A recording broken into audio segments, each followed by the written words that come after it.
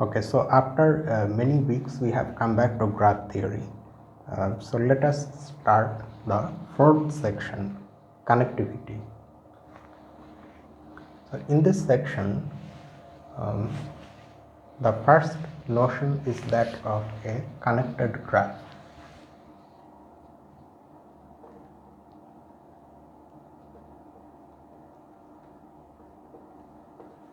A non-empty graph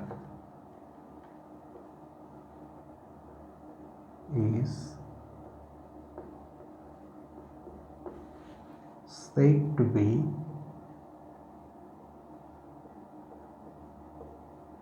connected if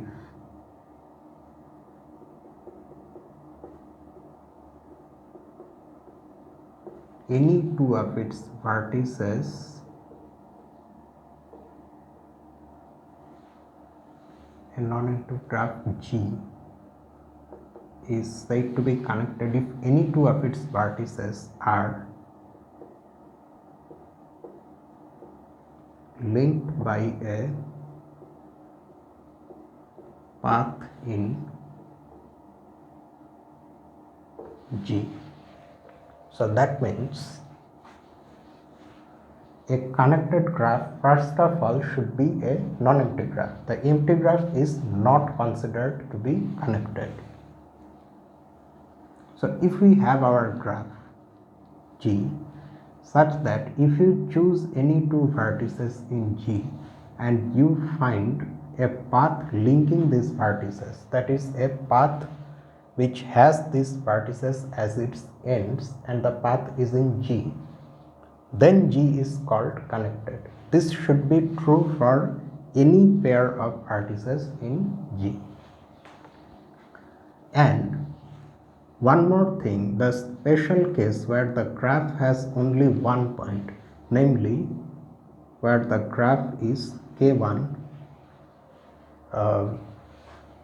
the pair of vertices that can be considered is this vertex itself. The vertex with itself. So when we are saying any two of its vertices, we don't mean necessarily distinct vertices. Okay. In fact, here also in any general graph, not just K1, you can consider a vertex and itself. There is still a path joining the vertex to itself, and that is the trivial path consisting of only that vertex, which is of length 0. So the graph K1 is also connected, but the empty graph is not connected.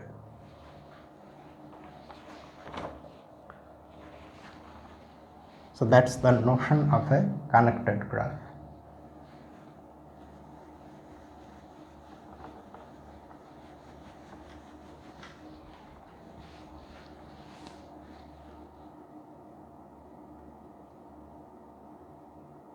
For a set U which is a subset of the vertex set of G, if the subgraph of G induced by U is connected,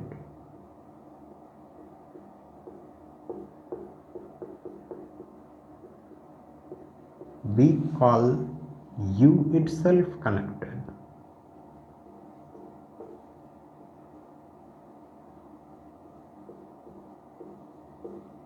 In G. U is not a graph, U is a set of vertices, but when we say U is connected in G, it means that the subgraph in G induced by U is connected.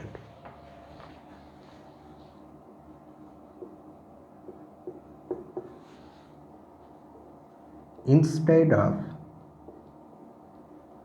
not connected,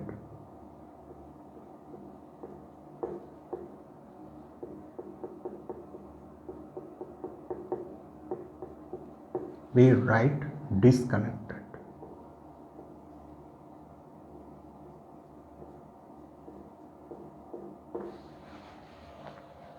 Okay, So now with this elementary notion, we will see our first result of this section, proposition 141.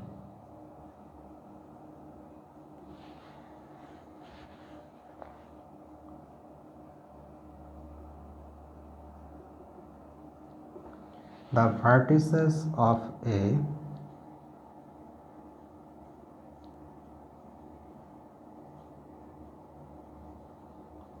connected graph G can always be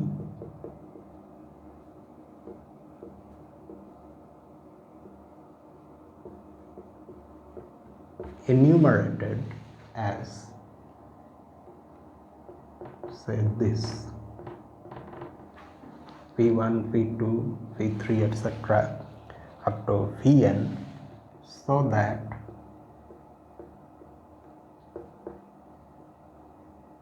the graphs Gi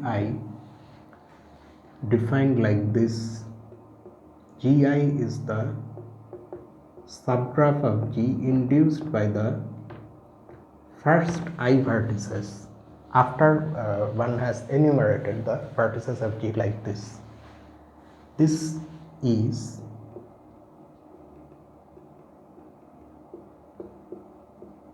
connected for all I. That means if we have a connected graph with us, then we can always enumerate the vertices in such a way that all these induced subgraphs are connected. Now before we see the proof, we would like to see one example which will show, which will say something about this statement. Say we have a graph like this.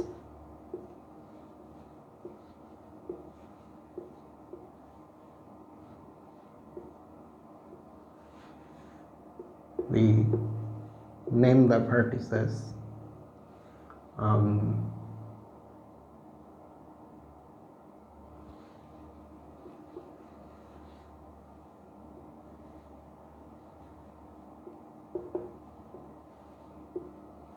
like this. That means we have enumerated the vertices in a particular order. You can see that you can have another enumeration, that is in another way you can name the vertices. You may choose to call this vertex not 4 but 2. So you can have many different enumerations.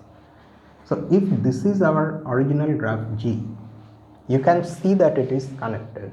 Between any two vertices, there is a path in G that links those two vertices. Now, this is not the kind of enumeration that we are talking about in this proposition. Let us see why. What is the subgraph induced by the vertices 1 and 2 in this graph? In this subgraph, we will have the vertex 1 and we will have the vertex 2. Originally, there was no edge in the graph between 1 and 2. So, in the induced subgraph also there is no edge. This subgraph is not connected. So it's not like what we are claiming here. So what is happening? Note that the proposition does not say that any enumeration will work. The proposition says that the connected graph can always be enumerated. That means there is always at least one enumeration for which the said thing will happen. Okay, so that's what we have to prove. So let's now see the proof.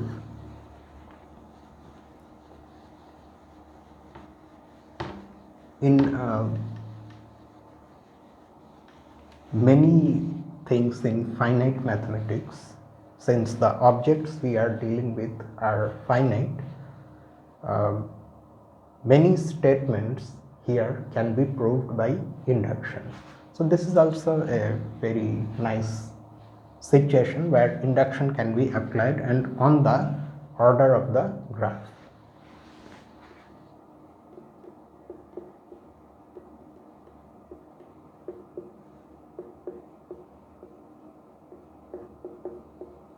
We apply induction on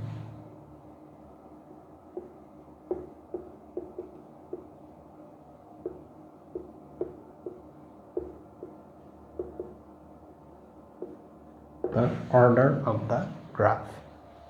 Note that since the given graph is connected, so the smallest possible order is 1, not 0, because the empty graph is not connected by definition.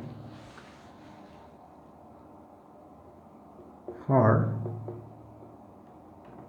any graph of order 1,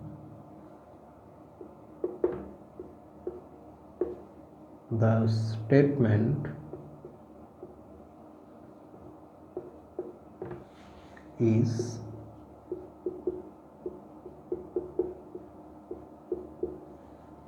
trivially true. Why? If your graph has order 1, then that is just k1,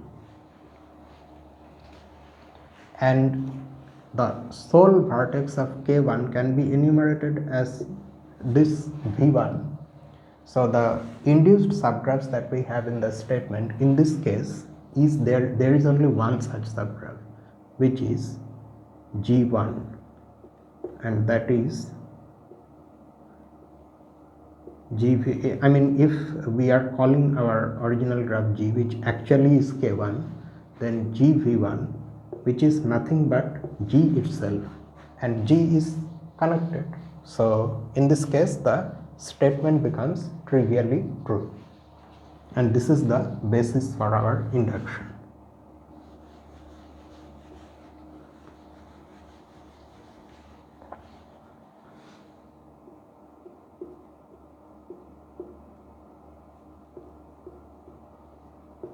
Assume that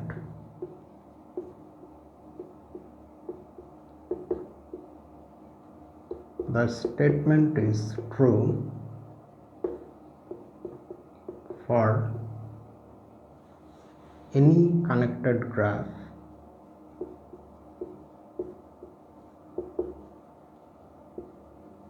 here. We haven't written connected graph of order 1 because every graph of order 1 is connected. True for any connected graph of order n, where n is some positive integer. This is our induction hypothesis. Let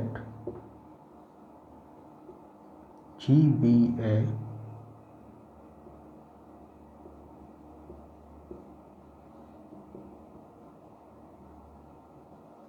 connected graph of order n plus 1.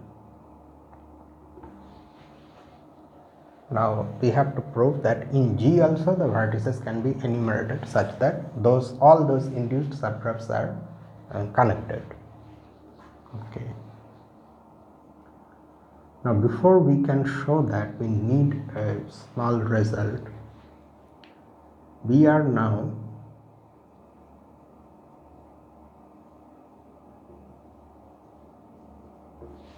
going to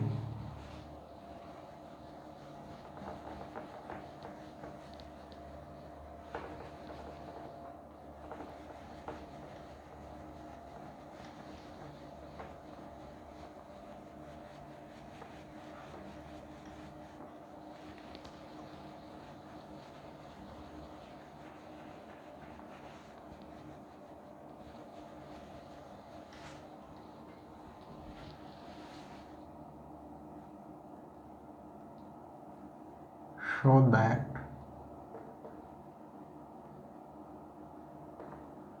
there exists a vertex phi in G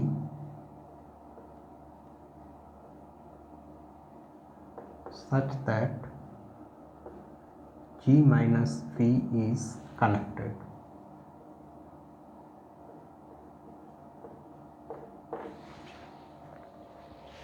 Because we want to be able to apply the induction hypothesis, so we would want a graph of order n.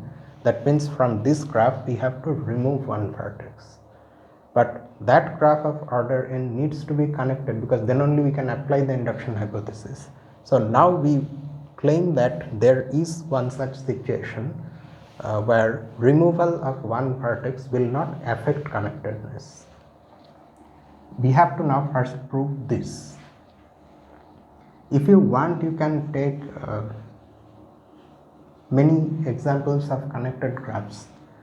In all of them you will see that you always will find one vertex whose removal gives you again a connected graph. And you should note one more thing. Our graph G has order n plus 1. So that means G has at least two vertices. G is not K1.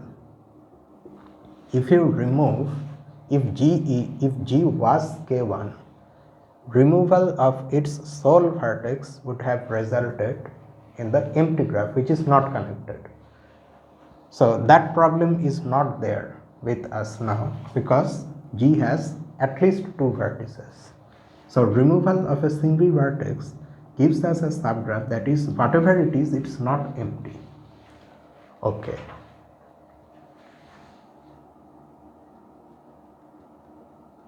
Choose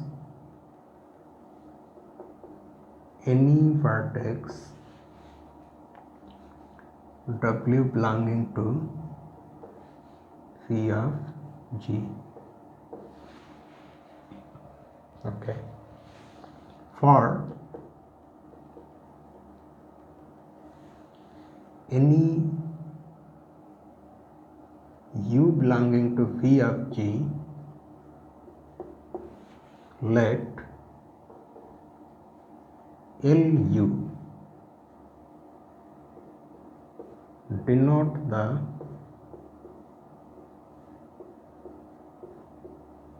length of a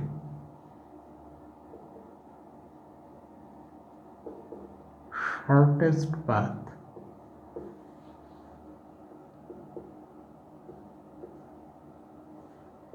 linking U and W. What is it? We have arbitrarily chosen any vertex W in phi of G. Since this part we have seen, we have our induction hypothesis, and now we are going to prove the we are going to take the induction step. So we can wrap these things off and use this space to draw some diagrams that will aid in our understanding.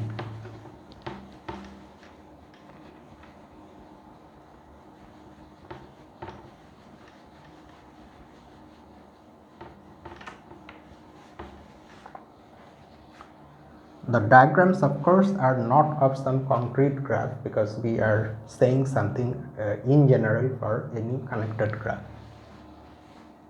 Say this is our graph. Whatever we have in G, we have here. Now we have arbitrarily chosen a vertex W in G. And now what we are saying, if U is any vertex in G, then LU is the length of a shortest path linking U and W. First of all, since our G is connected, so there is at least one path linking U and W in G. Some path.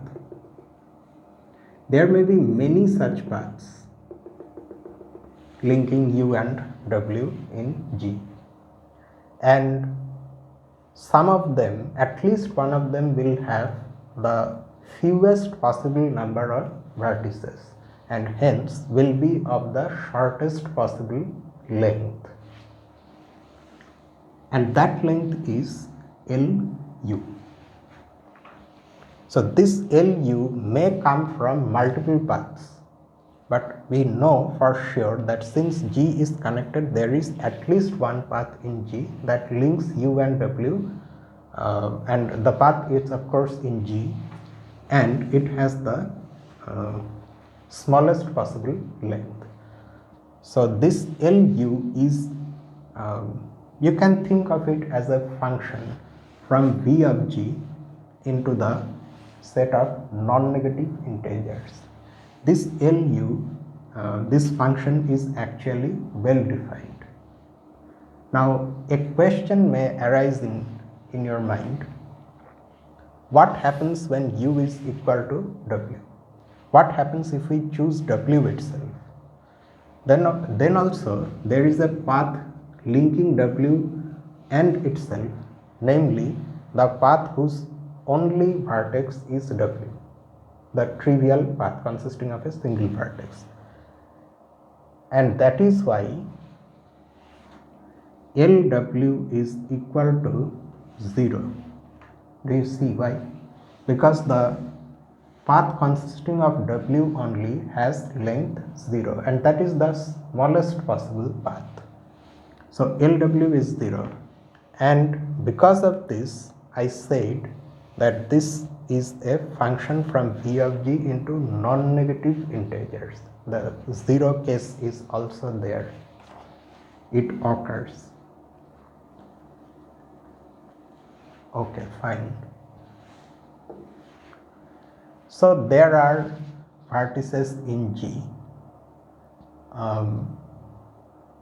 with various L values of those vertices. Among all these vertices, there will be some vertices which have the maximum possible L, because you have only finitely many vertices in G, so you will get finitely many L values. Some of them will be the maximum. Let V be one such vertex. Let V belonging to V of G be such that LV is maximum.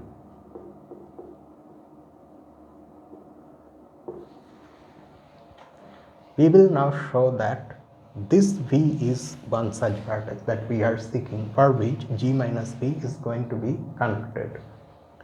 To prove this, we will take the help of contradiction. Suppose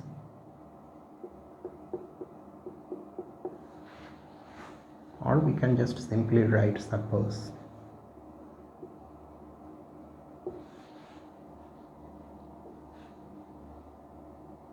G minus V is not connected,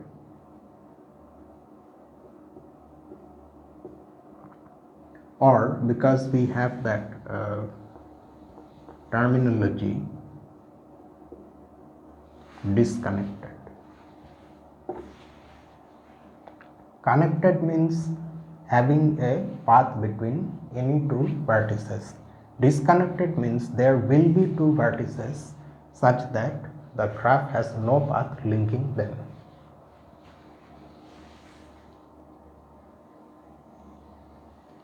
So let us draw another diagram of G.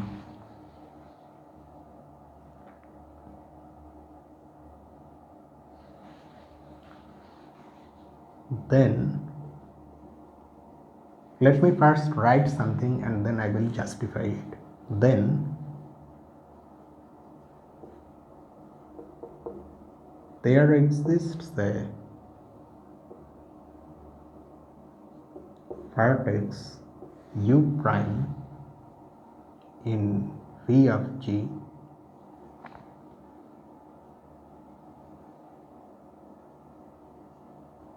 such that there is no path in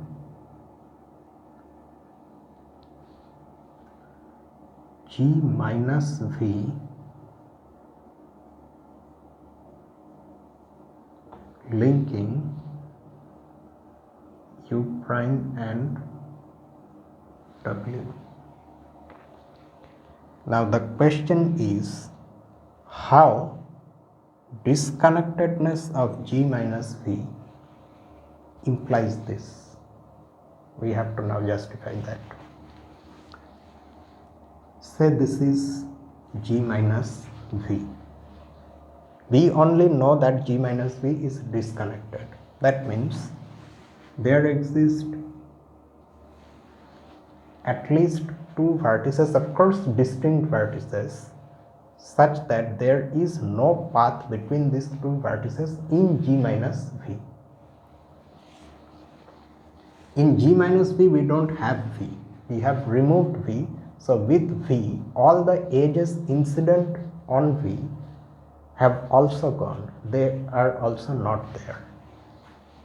Now instead of writing this, we seem to have written something else entirely. W of course is still there in G minus V. Okay, now another question has arisen. I have said W is of course there in G minus V. What is the guarantee that V itself is not W? See, V is a vertex for which LV is maximum. If V itself is W, then the maximum possible value is 0, which means that the graph has exactly one vertex, which is only W. That however is not possible. We can make all these things part of the proof, but that will make the proof unimaginably large. So I think it's better to, if I say about these things verbally and write only the main conclusions. So you can see that V is not equal to W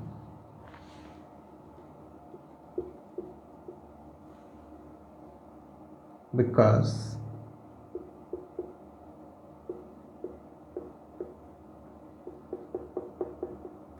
otherwise LV would be equal to 0, and so G will be having only one vertex, and which will contradict the fact that order of G is n plus 1, where n is a positive integer. So G already we have seen that G has at least two vertices. So V cannot be equal to W, and that's why it is we can say that W belongs to G minus V. Okay, fine. So this problem is over. Now let us come to the actual issue. So these are two vertices in G minus V which are not linked by any path between them in G minus V.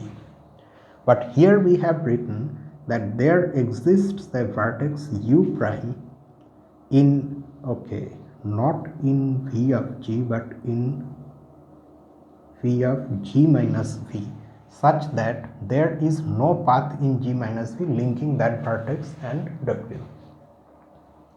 What happens if what we have written here is not true? Say you are challenging me and you are saying no, what you have written is false. There can be no such vertex U prime. So that means what?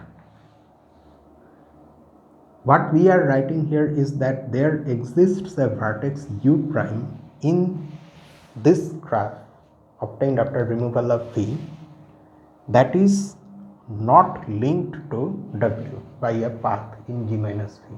That means, according to you, every vertex in G minus V is linked to W by some path.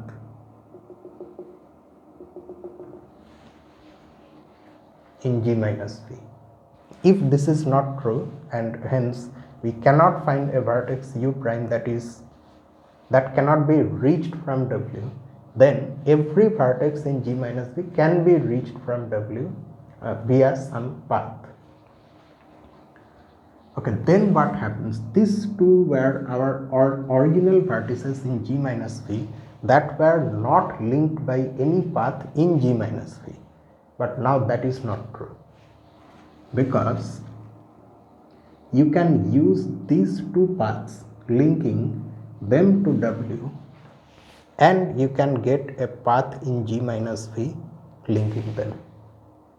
So that clearly contradicts the disconnectedness of G minus V, and that's why such a vertex U prime can always be found which itself is not linked to W by any path in G minus V. Okay, so now we understand how we are able to write this. Okay, let us now draw another such figure and try to see what is the consequence of this final line in turn. Say this is our G. In G, if we look at W and U prime, what do we see?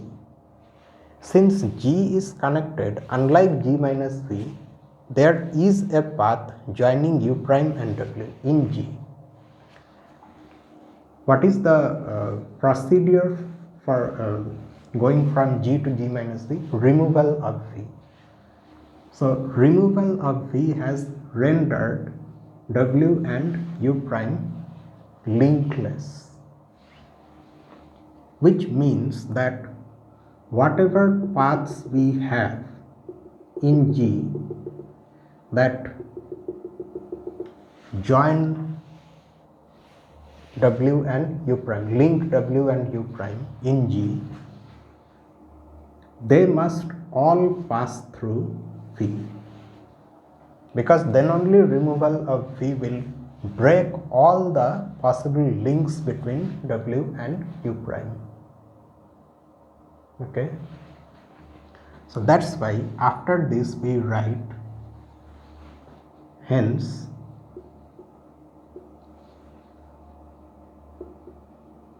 every path in G linking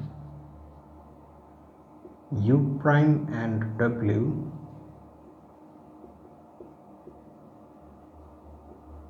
contains V. It must contain V. In particular,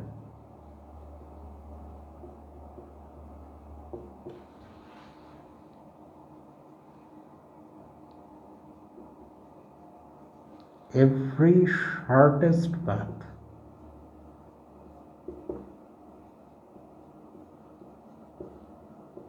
in G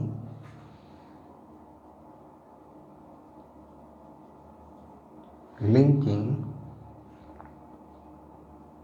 u prime and w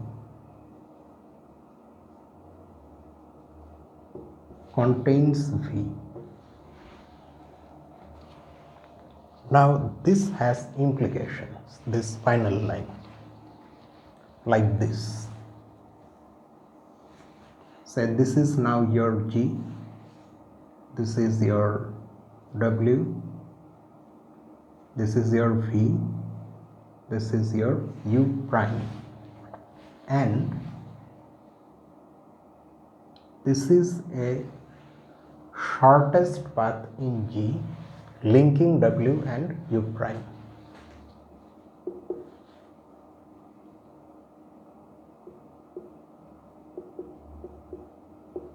A shortest path, not just any path. Any such shortest path, there may be multiple such shortest paths, we need only one. So this is one shortest path in G linking U prime and W. It must also contain V.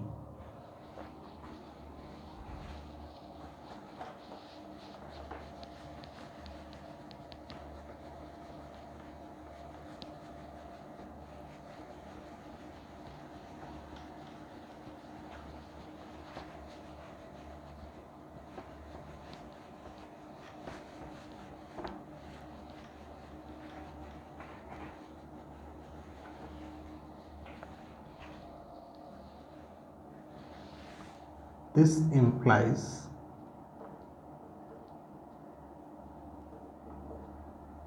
okay. Now comes length measurement.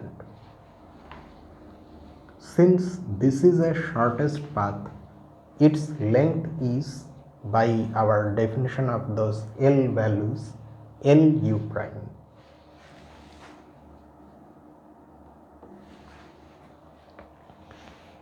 Note that in G, this path joining V and W, this path is a part of this shortest path. So its length will be less than or equal to the length of the shortest path joining U prime and W. However, this path joining V and W in G is not necessarily the shortest path joining V and W in G. There may be something shorter, maybe, we don't know. Whatever be the case, the length of this VW path will be greater than or equal to the length of some shortest path in G joining V and W.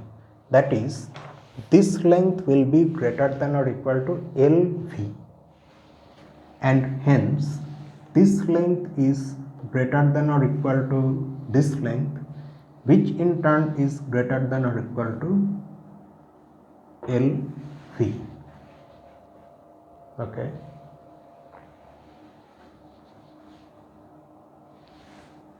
Since W and U prime both belong to the vertex set of G minus V. V is different from both W and U prime. V is neither W nor U prime, it's in between somewhere. Thus, Lu prime is actually strictly greater than Lv, because this length, or rather the shortest length between of any path joining V and W is less than or equal to this length. So in the special case where this itself is a shortest path joining V and W, in that case also its length can never be equal to this length, because for that to happen either we should coincide with W or V should coincide with U prime, which is not possible because these are vertices in G minus V. Okay, so none of them can be equal to V. So that's why we have strict inequality. But this is a contradiction. This contradicts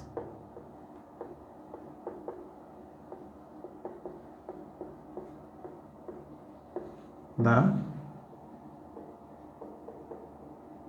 maximal nature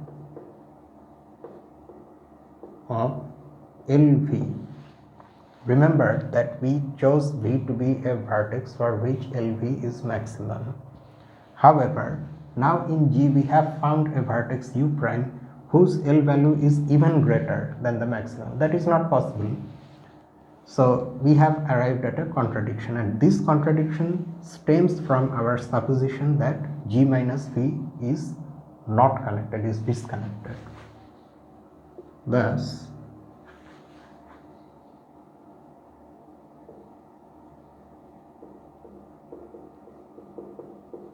our supposition is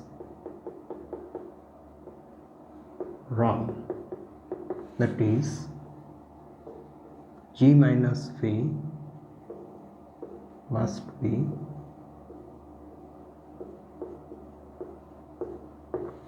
connected. Okay, so now we have got a vertex whose removal does not affect the connectedness of G.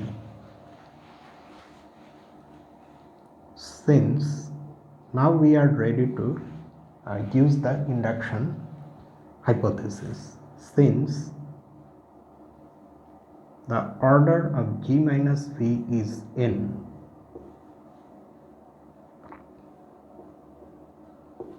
by the induction hypothesis,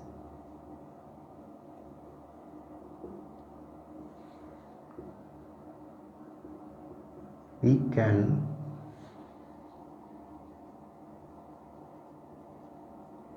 enumerate the vertices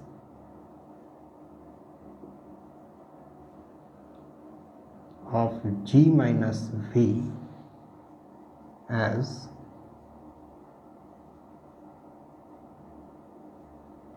this.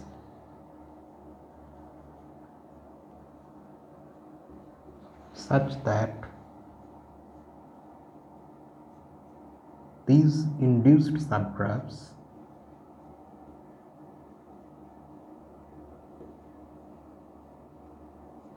are all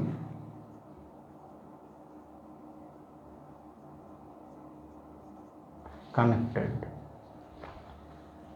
We can now clean this part.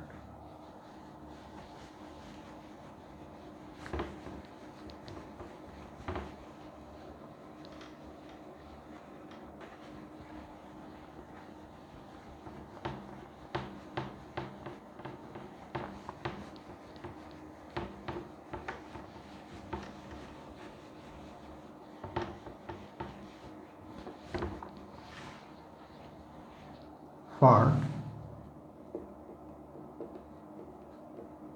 all values of I between 1 and n,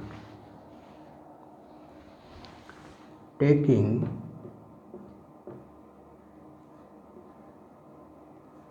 Vn plus 1 to be that extra vertex V, we have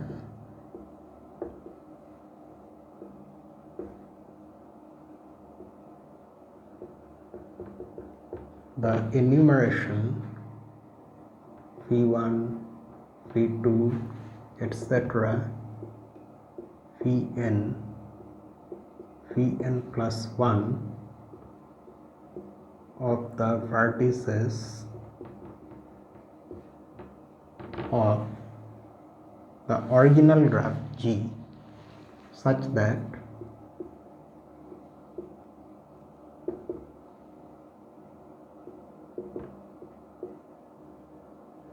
these induced subgraphs are Vi is connected for all I now lying between n1 and n plus 1. Already when I varies from 1 to n, we know that these induced subgraphs are connected, and the extra case I equal to n plus 1, in that case we have this.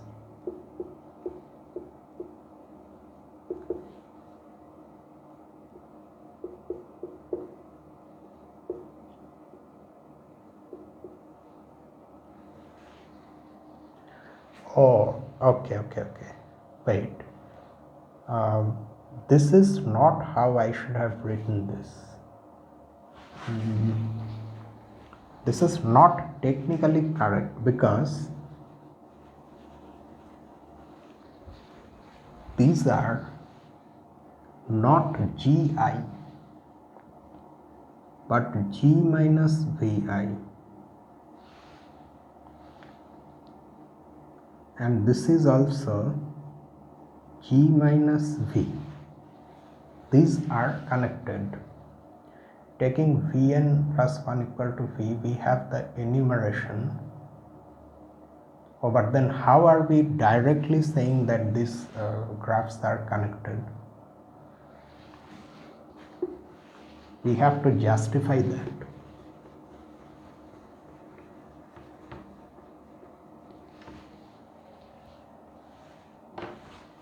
This is because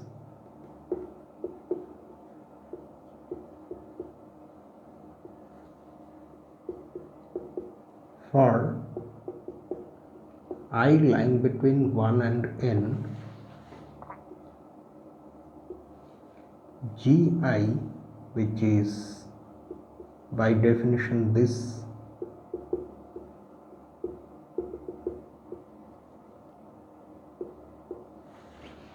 is actually also equal to this.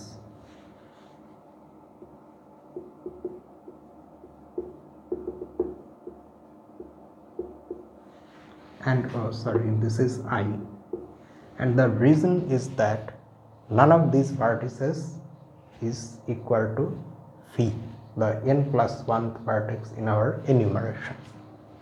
So this induced subgraph and this induced subgraph are identical, and this is nothing but Gi, which we know is connected, and this is G minus Vi. This we know is connected, and the extra case where we have this Gn plus 1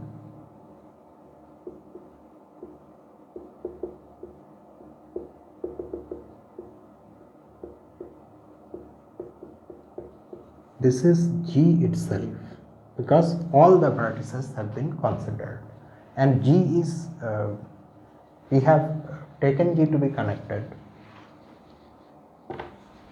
Yeah, now it is complete. Now the proof is complete.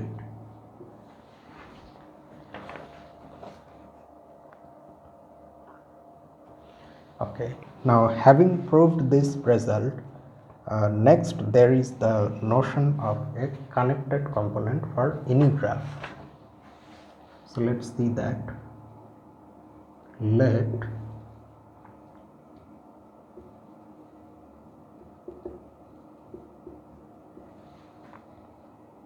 this be a graph. Let this be any graph.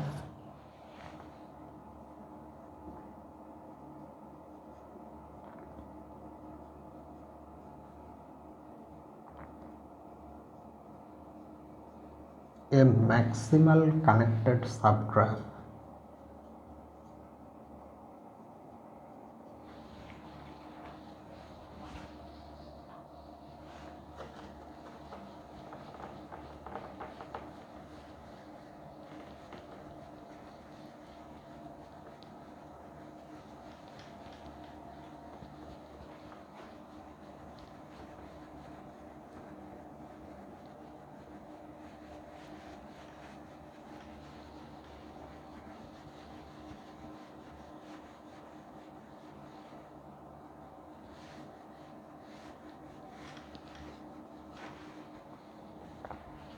a maximal connected subgraph of G is called a component of G. Component or connected component, same thing, is called a component of G. Note that a component being, yes, this is very important,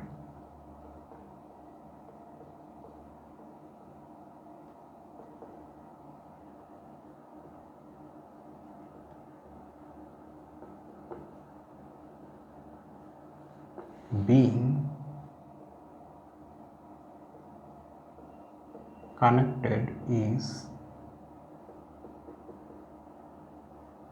always non-empty, and as such the empty graph has no component.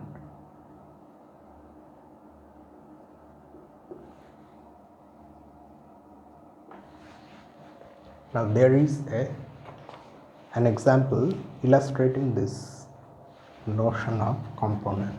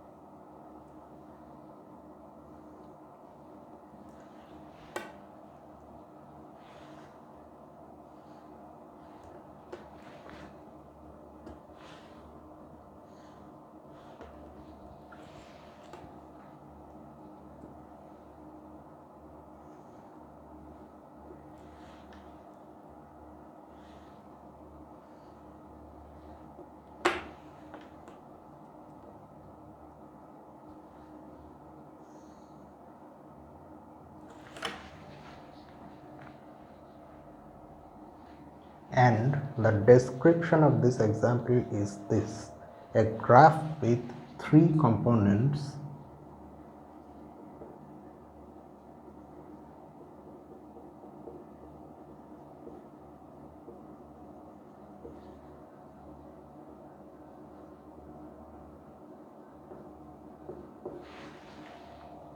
and a minimal spanning connected subgraph in each component. Yes.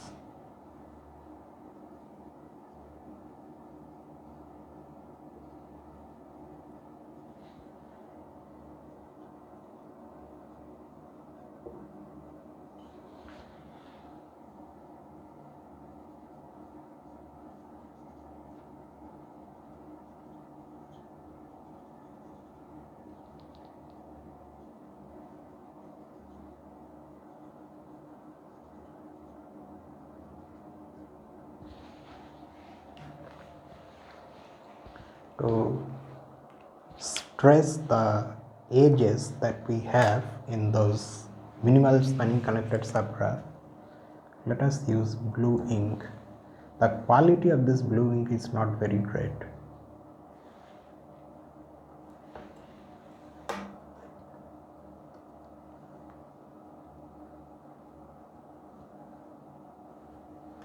But you can just about see the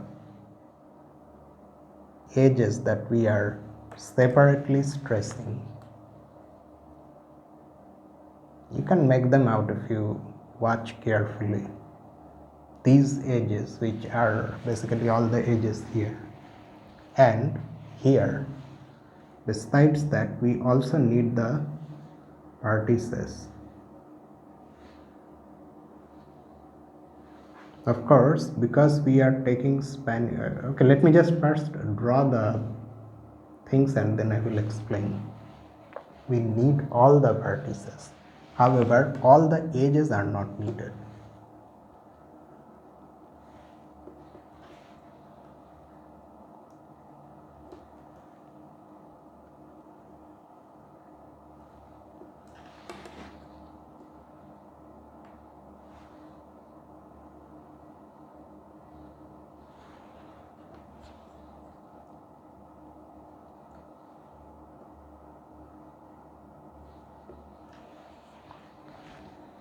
Okay, now what is the notion of this component?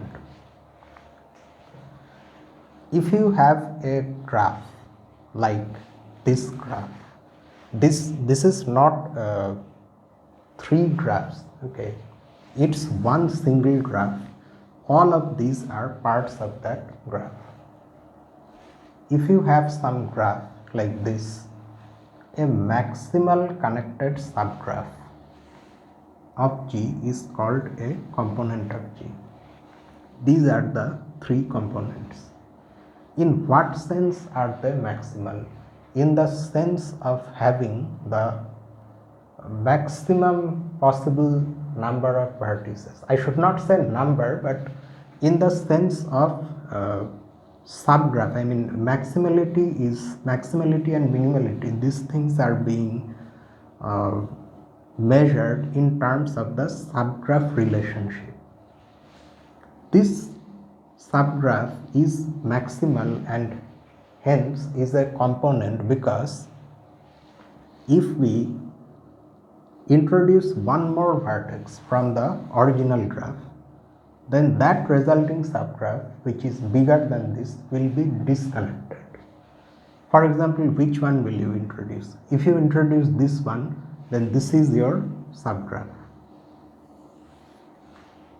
This is disconnected. There is no path linking this vertex and this one, for example, or this one and this one in this subgraph. Any other vertex you can introduce from here that will make the resulting subgraph disconnected. So in that sense, this one is maximal. So this is one component.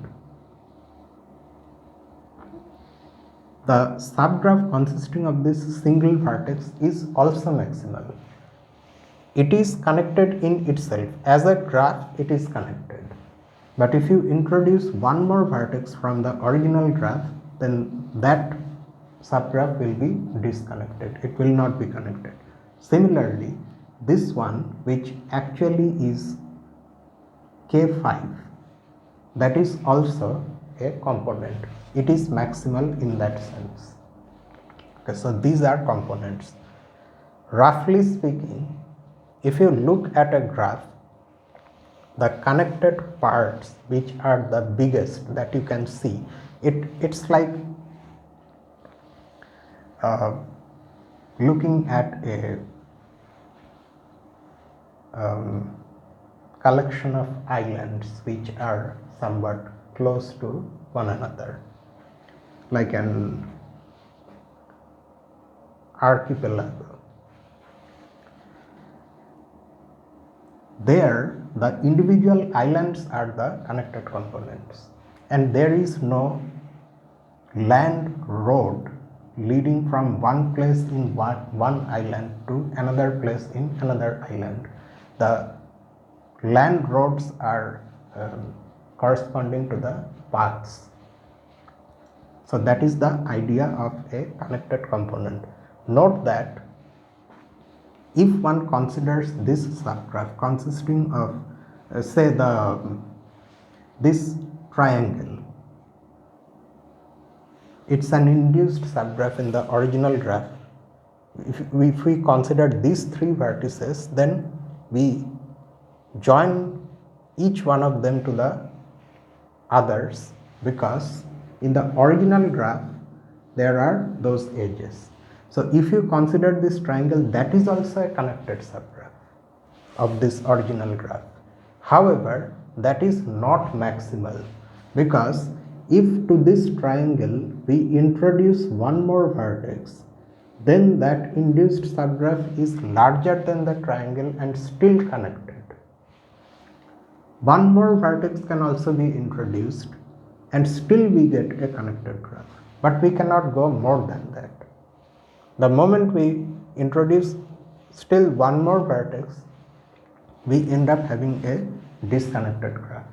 So that's why this is one component, this is another one, this is another one. So a graph with 3 components and a minimal spanning connected subgraph. Recall that a subgraph is a spanning subgraph when it has all the vertices. Now here we are of course not talking about absolutely all the vertices in the original graph, but in the components themselves. They individually are graphs in their own right.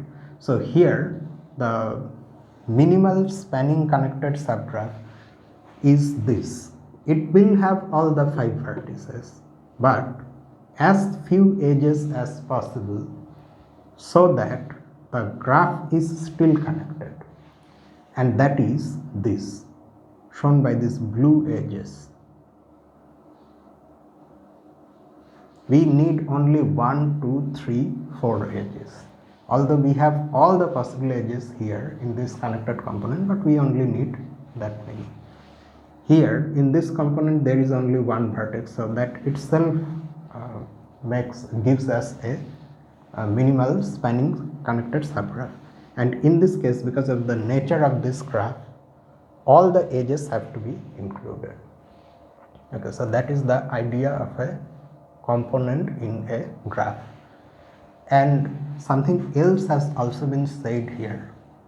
Note that a component being connected is always non-empty, because according to our definition of a connected graph is first of all a non-empty graph. So all the components must be non-empty. This is the smallest possible component in any graph which has only one vertex. It cannot be the empty graph, and that's why the empty graph itself has no component. It is not connected and also it has no component.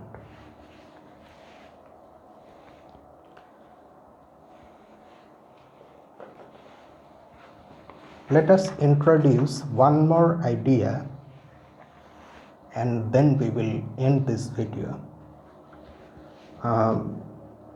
You should remember one thing. We are going through many areas in mathematics, but just like you, the majority of you, there may be some exceptions. I am also just a student. I am not an expert in any of these things. So, like you, I am struggling with the theorems. I am trying to understand them. Some of the things I am seeing for the first time for the sake of these videos. I had plans of going through these things before also, but I did not get the time for whatever reason. So the way these things are being presented is clearly not the best way. The experts in these areas will present these things in a more polished and different and more fluent manner.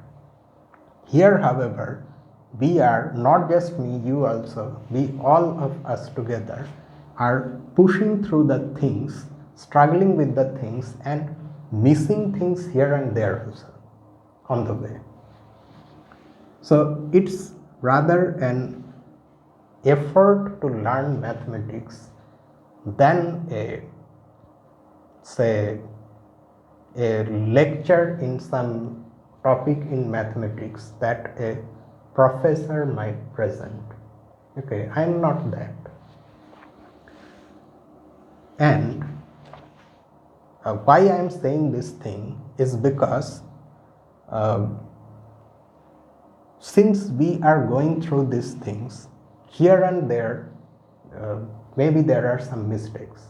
there may have been some mistakes.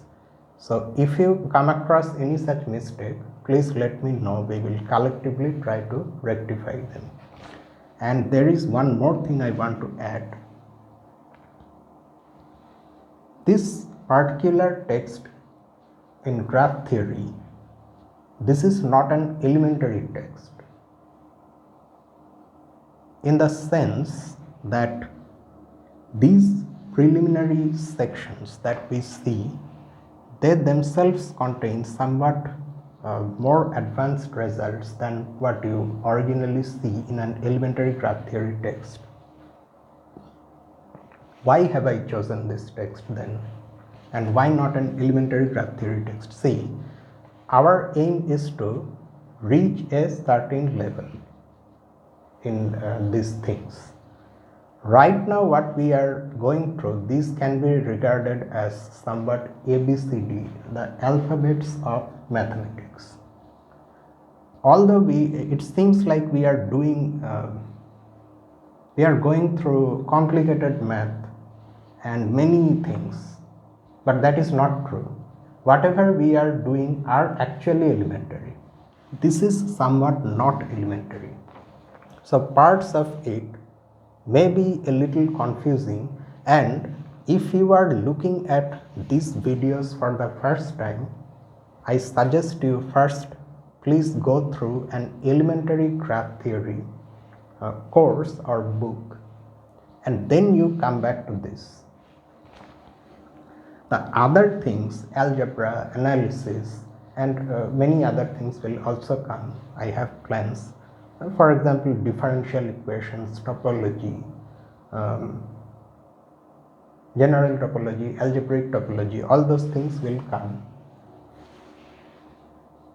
They are somewhat on an elementary level we are doing, but this one at least I have decided to not start everything from scratch, but assume at least in for graph theory that we know elementary graph theory. We already have the elementary ideas of a graph, degrees of vertices, and many other such things, so that here we can see somewhat more advanced results from now itself.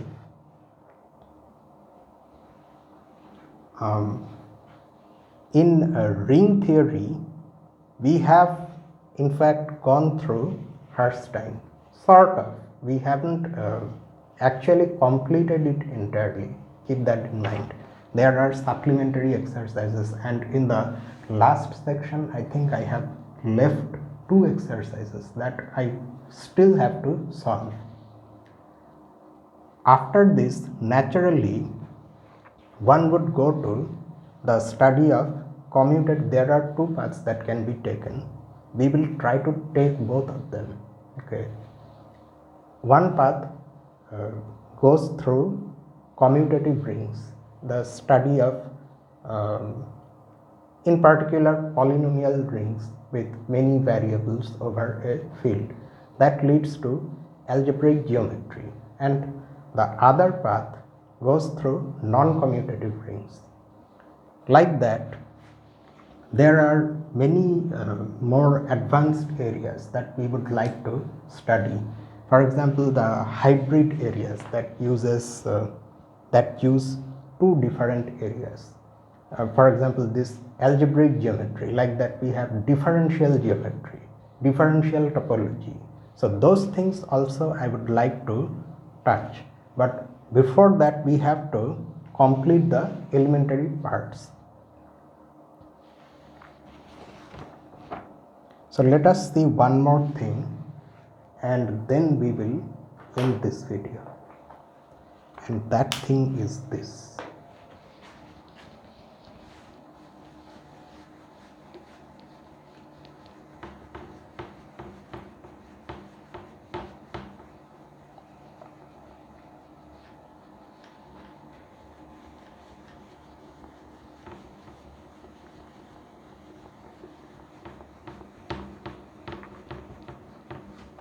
So these videos should not be taken as lectures, that's what I am saying. These are just an effort to learn mathematics, an effort by an ordinary student, that is me.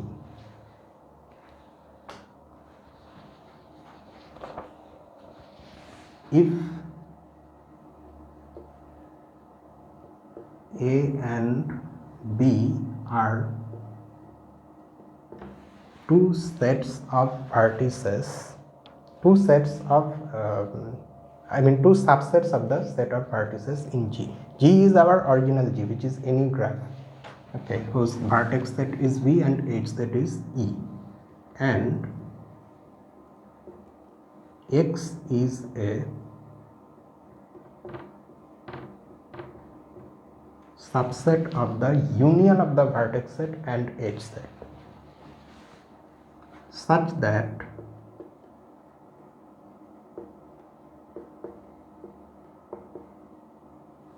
every AB path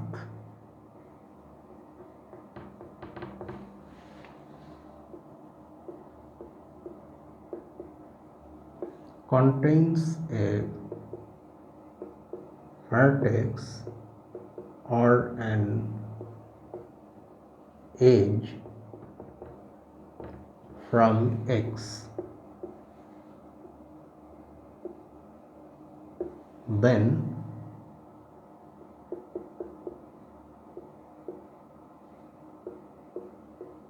we say that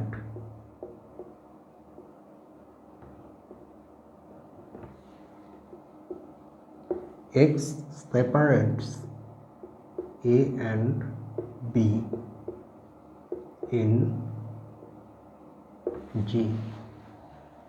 Okay, so A and B are two sets of vertices, and X is a set which may have vertices and as well as edges, or it may only have just vertices or just edges, such that every AB path contains a vertex or an edge from X. If this happens, then we say that X separates A and B, the vertex sets A and B in G. Let us take one example and try to see what this thing says in that example.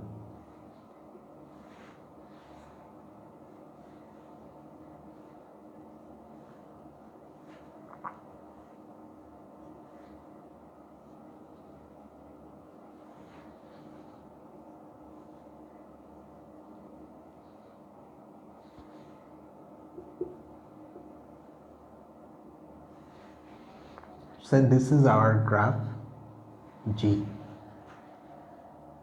Okay. Suppose our A is this. A consists of these three vertices 5, 6 and 7, and say B consists of 7 and 3. Nothing is saying that A and B have to be disjoint. They may have a common vertex or more than one common vertices. Okay. Now X is a set of some vertices and some edges such that every AB path in G has at least one vertex or one edge from X, as the case may be. Then X separates A and B in G. You can consider this example x1. We are going to consider maybe two more. So let us take this one first. 1, 2, 3, 4. Okay. Now there are many AB paths. Let us recall what an AB path is. An AB path is a path in the graph whose ends are in A and B. One of the ends is in A and the other end is in B, and the other intermediate vertices are neither in A nor in B. Okay. The intersection of this, for example, this is an AB path 5 1 2 3. Okay, because it starts at a vertex in A and ends at a vertex in B, and the intermediate vertices 1 and 2 are not in either A or B. Now you can see that in this AB path we have 1 and 2. So this AB path contains 2 vertices from x1. There are other AB paths also naturally. For example,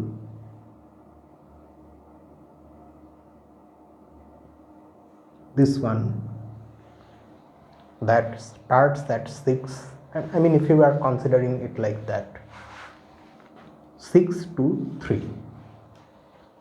So this AB path also has 2 and as well as 3 from x1. So can we say that x1 separates A and B? Actually, we cannot say that for one peculiar reason. However, to be able to say that x1 separates A and B, we actually have to look at all the possible AB paths and then verify that all of them, each one of them, has something from x1. The reason x1 fails to separate A and B is this vertex. Note that this vertex belongs to both A as well as B. So the vertex itself can be considered as a path whose one end, which is 7, lies in A, and the other end, which is also 7, lies in B, and the intermediate ends there, the intermediate vertices, there is no intermediate vertex, lies neither in A nor B. So this is an AB path, but it has nothing from x1. Okay, so because of this, x1 fails to separate A and B. But if you include 7, then the case will be different. I think then x1 will separate A and B. Why? Because although we may have many AB paths, but you can see that whatever be the case, they will pass through these vertices in one way or another. And if we include 7, that exceptional case, then this AB path also contains something from x, namely 7. So in that case, that larger x1 will separate A and B. I don't think there is any need to take some other x. One more thing that you see is this: the more stuff you have in x1, the easier it is for x1 to separate A and B. If you remove stuff, then it will become more and more difficult for x1 to separate A and B. It will fail to separate A and B. For example, here in this particular x1 we don't have 7, so it cannot separate A and B. So we need 7 to be here. And this in particular says one more thing, that if x separates A and B in G, then A intersection B needs to be a subset of x1. In fact, that's what is written here. It's because any element, any vertex in A intersection B will form a zero length AB path. So that should be in X, because that should contain something from X, so that sole vertex is the only thing that can be taken from X by that path. So that sole vertex must belong to X. So that's why every vertex in A intersection B must belong to X if X separates A and B. And then after that, of course, there are many more things related to this, and we go towards results of greater interest and complexity. So we will continue in the next video. So until then, this is me, Lucifer, from a mathematical room. Have a nice night and stay safe.